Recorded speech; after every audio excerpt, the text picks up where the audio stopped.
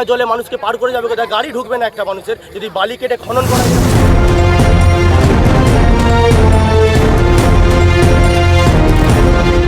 হুগলির খানাকুল থানার তাঁতিশাল অঞ্চলের কুরকুরি নদীঘাটে পলি উত্তোলনকে কেন্দ্র করে চাঞ্চল্যকর পরিস্থিতি তৈরি হয়েছে।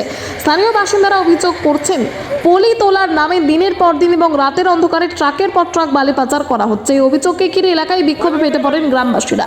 বিক্ষোভকারীদের দাবি, প্রশাসনের নজরের সামনে এই অবৈধ বালি উত্তোলন ও পাচার চলছে, অথচ কোনো কার্যকর পদক্ষেপ নেওয়া হচ্ছে না। তাদের আশঙ্কা, এর মধ্যেই নদীর পরিবেশে মারাত্মক ক্ষতি হচ্ছে এবং ভবিষ্যতে ভাঙনের আশঙ্কাও বাড়ছে।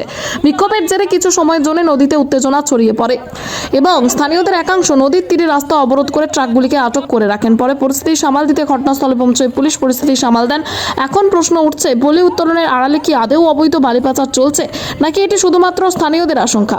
পুরো বিষয়টি নিয়ে তদন্তের দিকে তাকিয়ে রয়েছে সকলে। ব্যুরো রিপোর্ট, সংঘর্ষ বার্তা। আমাদের গ্রামের মানুষের 3 থেকে 4 মাস একভাবে জল থাকে, ঠিক আছে? এখন তো গেল এটা।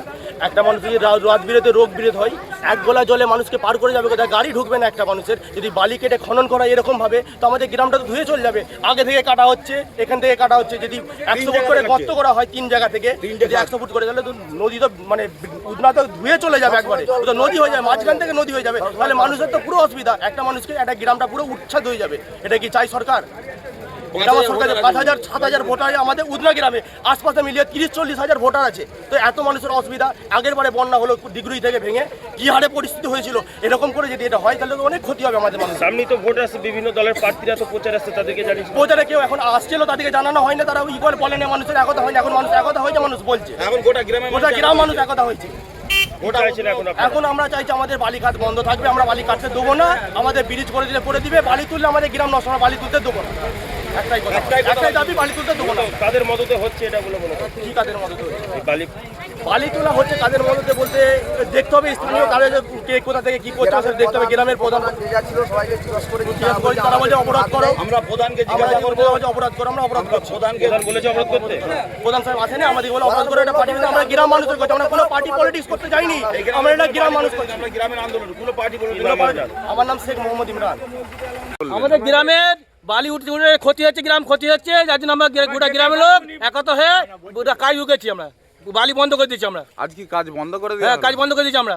কেন কাজ বন্ধ করে দিই? গ্রামে ক্ষতি হচ্ছে, পারাপার হবে না, নদীর কষ্ট হবে মানুষের, রোগ বিপদ আপদ সব সময়। আপনার নাম? আমার নাম শেখ ইব্রাহিম। নদী কাটানো যাবে না, পরিষ্কার কথা। দায় বিপদ মেয়েরা মানে কি করে পেরুবে দায় বিপদে? নদী বন্ধ থাকবে। আর এমনি 2 মাস হয়ে যাচ্ছে, আর গরিব দুঃখীরা বালি তুলতে গেলে তখন মানে পুলিশ প্রশাসন মানে দৌ কাটাচ্ছে। তাহলে এটা কেন হবে, কিসের জন্য হবে? আপনার নাম? কাটানো বন্ধ। আপনার নাম? চন্দনা হাম্বি। কোথায় বাড়ি? উদনা। নদী কাটানো যাবে।